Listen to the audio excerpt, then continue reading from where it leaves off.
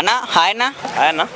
అన్న నిన్న జరిగిన లైలా ఈవెంట్లో చిరంజీవి గారు పుష్ప సినిమా గురించి మాట్లాడారు.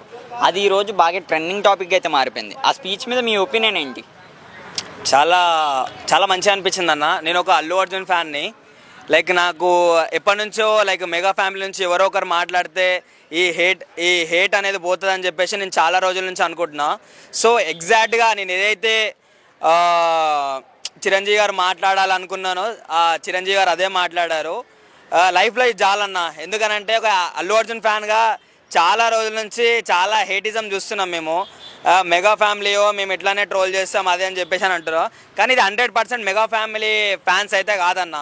బయట వేరే కుక్కలు ఇవి కంపల్సరీ. ఎందుకనంటే మెగా ఫ్యామిలీ వాళ్ళ అభిమానులు ఎట్లుంటారో మాకు తెలుసు. అల్లు అర్జున్ అంటే ఎంతో అంత కోపం ఉండొచ్చు, కానీ మరీ ట్రోల్ చేసే అంత కోపం అయితే మనోళ్ళకు ఉండదన్న.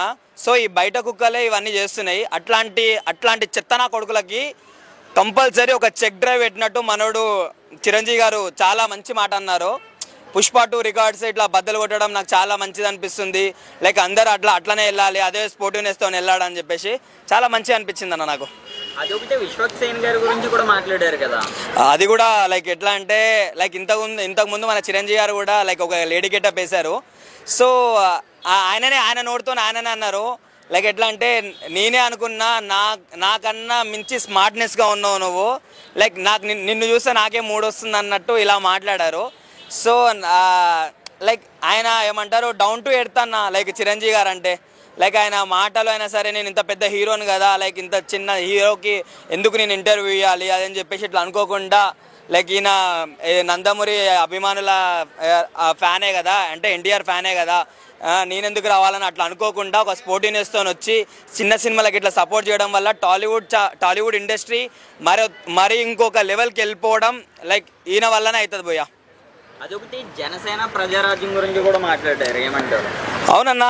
ఎట్లా అంటే ప్రతి ఒక్కడు మీ ప్రజారాజ్యం పార్టీ పెట్టారు కదా, మీరు ఏం చేయలేకపోయారు అదని చెప్పేసి లోపల ఇట్లా మాట్లాడతారు. కానీ కొంతమంది ఎట్లా చేస్తారంటే జనసేన గురించి ఇట్లా మాట్లాడి చెప్తుర్రు.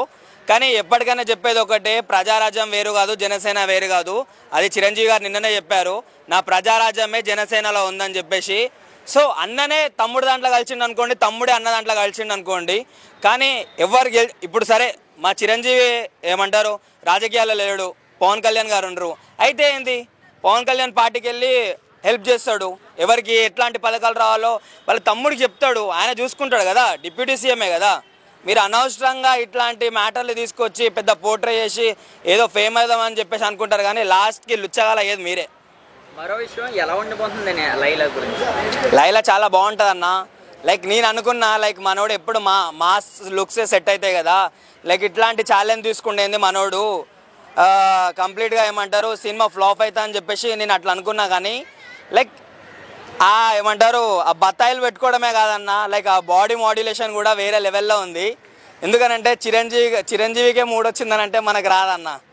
అందరు ప్రతి ఒక్క కుక్క ఏమంటుందంటే కేపీహెచ్పీ కాడ ఇట్లాంటివి దొరుకుతుంది, ఇంద్రనగర్ దగ్గర ఇట్లా దొరుకుతుంది అనుకుంటారు. కానీ అరే ఎవరికైనా అట్లా దొరికితే నా దగ్గర తీసుకురండి రా, మీకు లైఫ్ టైం సెటిల్మెంట్ చేస్తా.